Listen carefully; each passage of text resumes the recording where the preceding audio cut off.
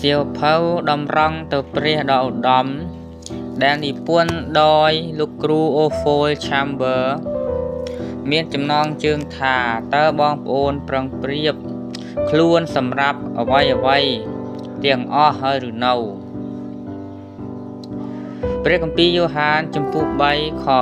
3ព្រះយេស៊ូវមានបន្ទូលឆ្លើយថាប្រកាសមែនខ្ញុំប្រាប់អ្នកជាប្រកាសថា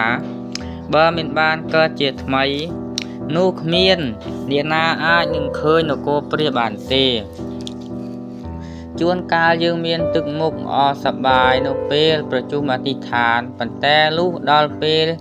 ជួយធ្វើការតិចតួចមួយចំនួនក៏ស្រាប់តែទម្លាក់ទឹកមុខក្រញ៉ៅវិញការកើតជាថ្មីដោយព្រះវិញ្ញាណបរិសុទ្ធជាការច្បាស់លាស់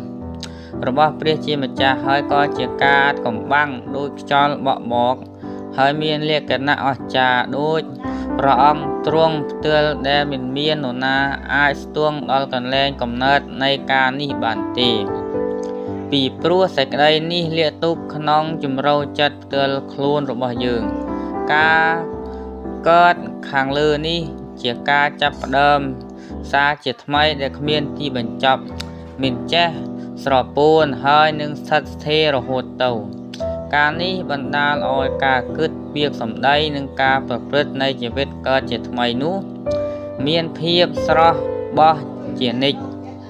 ព្រោះថាជីវិតនោះបានកើតមកពីជីវិតនៃព្រះដ៏រស់ដែលផុសឡើងឥតឈប់ឈរមិនចេះអស់មិនចេះហើយផ្ទុយទៅវិញពេលណាជីវិតស្វិតក្រៀមទៅនោះបង្ហាញថាមានអ្វីមួយមិនសមស្របជាមួយព្រះជាម្ចាស់ឧទាហរណ៍អាចមានបងប្អូនម្នាក់និយាយថាបើខ្ញុំមិនធ្វើការនេះទេគ្មានអ្នកណាចេះធ្វើឡើយពាក្យសម្ដីបែបនេះបង្ហាញថាជីវិតគេចាប់ផ្ដើមស្វេតទៅហើយតើឥឡូវនេះបងប្អូនមានភាពស្រស់បោះដូចជាទារកទើបកើតមកនៅថ្ងៃនេះឬទេឬក៏ហួតហែងអស់ហើយដូច្នេះក៏វិលវក់ចិត្តពីព្រោះតែមិនដឹងធ្វើអ្វីមែនទេភាពស្រស់បោះមិនមែនកើតមកពីការស្ដាប់បង្គាប់តែមួយមុខនោះទេតែភាពស្រស់បោះផុសឡើងគឺបណ្ដាលមកពីព្រះវិញ្ញាណបរិសុទ្ធជាប្រភពវិញម្យ៉ាងវិញទៀតការស្ដាប់បង្គាប់ជួយថែរក្សាជីវិតយើងទុកក្នុងពន្លឺដោយព្រះជាម្ចាស់គង់នៅក្នុងពន្លឺព្រះគម្ពីរយ៉ូហានខ្សែទី1ចំពុក1ខ7សូមបងប្អូនទាំងអស់គ្នាថែរក្សាទំនាក់ទំនងជាមួយព្រះជាម្ចាស់ត្បិតព្រះយេស៊ូវបានទូលអង្វរព្រះវេដាដោយបន្ទូលថាដើម្បីឲ្យគេបានរួមគ្នាតែមួយដូចជាយើងក៏រួមតែមួយដែរព្រះគម្ពីរយ៉ូហានចំពុក17ខ22ព្រះបន្ទូលនេះមានន័យថាព្រះវេដានិងព្រះជាបត្រាពុំដែលមានអ្វីរារាំងសោះឡើយដូច្នេះសូមឲ្យបងប្អូនបើកចិត្តចំហចំពោះព្រះយេស៊ូវគ្រីស្ទជានិច្ច